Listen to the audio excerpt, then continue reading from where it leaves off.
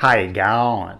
I am Jacaro Toro, and on this channel I focus on Australian Aborigines, their languages, cultures, history, and so on.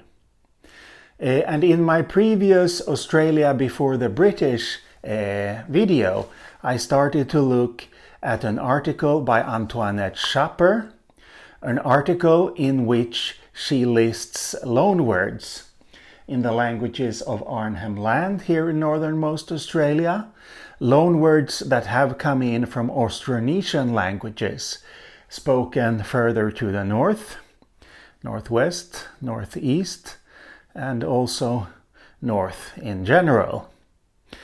And many of them were Macassaries words, coming from Macassaries, the language spoken in the area of Macassar, in the southwestern part, near the southwestern tip of the island of Sulawesi, up that way. And these loanwords came in with fishermen in earlier centuries, in the 18th and 19th centuries predominantly. So today I thought we could continue to look at what Schapper writes. And today I want to focus on a few words for winds and one directional term. In fact, from Macassaries we have one word for easterly wind and one directional term which are very similar to each other. So timoro'o and timboro'o. I have to assume that Schapper's transcription is phonetic, by the way. That seems to be the case, judging from some of the symbols she is using. So, I thought we could start here with timoro'o, which means easterly wind in Macassaries, which is a word that has been borrowed into a large number of Australian languages here in Arnhem Land in that sense. So in the Yolngu languages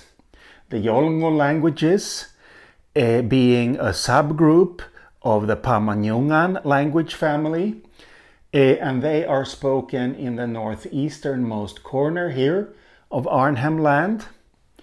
In most of these languages, this word becomes dimoro, with an optional glottal stop at the end. So I have written down the three languages Jabu, Gomaj, and Gobapoingo here. In one Yolngu language, however, Jinang, we find this version, dimoro, which in fact is very similar to the one found in these two languages, timoro.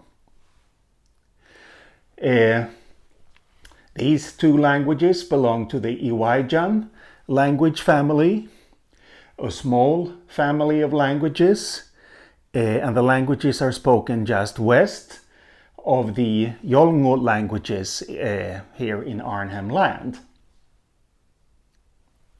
Yes, moving on to the very similar word, timboro'o.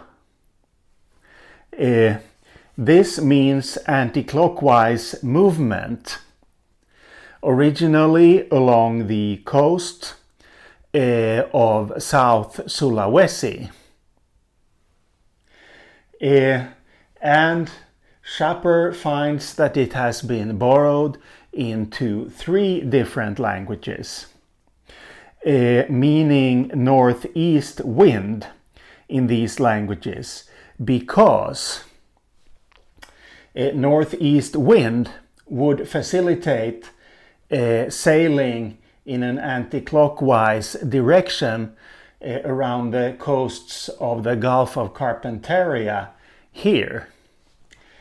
And this language, Anindiliagua, is spoken on three islands just off the coast here, the eastern coast of Arnhem Land. There we find Timpura, Timbura, Timpura. Nungoboyo is spoken on the mainland, opposite these islands where Anindiliagua is spoken. And there we find Dimboro. And these two languages are sometimes considered to belong to the Gunwinyiguan family. Anindiliagua definitely does.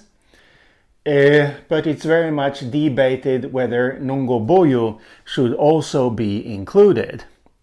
I wouldn't know myself. What I can say is that both these languages belong to the Australian languages that are most complicated grammatically, and they are similar in a number of ways. The question is, does that mean that they are related? Yes, I wouldn't know. Yanyuwa is a Pamanyungan language of the Ngana subgroup, spoken on a few islands in the southwesternmost corner of the Gulf of Carpentaria here. And there we have Timpuro. Yes. When we come down here to Raki, this becomes more speculative. This is a reconstructed form from a supposed proto-language. And Schapper gives the reflexes, the modern-day reflexes of this word in quite a number of Austronesian languages. This is reconstructed from Proto-Central Eastern Malayo-Polynesian. So now we are talking about Austronesian languages up in that direction. And ma is a directional enclitic, meaning hither. So, Schapper finds this word in two languages, in Anindiliagua and Nungoboyo again. So up here. And in Anindiliagua we have Mamarika, where this means southeastern trade winds. And the first ma, she says, means veg, V-E-G. But I cannot see that she explains in the article what this is supposed to mean, so I can't say what it is. It is a prefix, obviously, but what does veg stand for? I wouldn't know. Anyway, in Nungoboyo we find the form mariga, which means cold south or southeastern wind.